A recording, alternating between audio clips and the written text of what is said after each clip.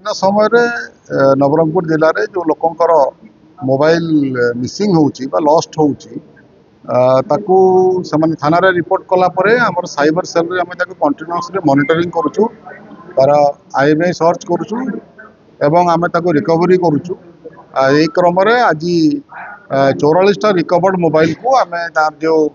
Owners ଅଛନ୍ତି ତାଙ୍କୁ ଫେରାଇବା ପାଇଁ ଆଜି ଆମେ ତାଙ୍କୁ ଡାକିଥିଲୁ। ସେ ଭିତରୁ 33 ଜଣ ମୋବାଇଲର ଓନର ଆସିକି ପହଞ୍ଚିଛନ୍ତି ଏବଂ ତାଙ୍କୁ ଆଜି ଆମେ ସେ ତାଙ୍କର ମୋବାଇଲ ଗୁଡ଼ିକ ଆମେ ଫେରାଇ ଦେଉଛୁ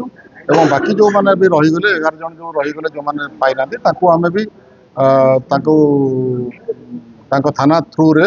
ଆମେ ତାଙ୍କ ପାଖକୁ ମୋବାଇଲ ତାଙ୍କର ଫେରାଇ ଦେବାକୁ ଆମେ ଡିସାଇଡ୍ କରିଛୁ ଏବଂ ଆମେ ଅନୁରୋଧ କରୁଛୁ ଯେତେବେଳେ ବି ଯାହାର ମୋବାଇଲ ଲଷ୍ଟ ହେଉଛି ଦୟାକରି ଆପଣମାନେ ରିପୋର୍ଟ କରନ୍ତୁ ଥାନାରେ। ଆପଣ ଥାନାରେ ରିପୋର୍ଟ କଲା ପରେ ଆମେ ତାକୁ ଏଠି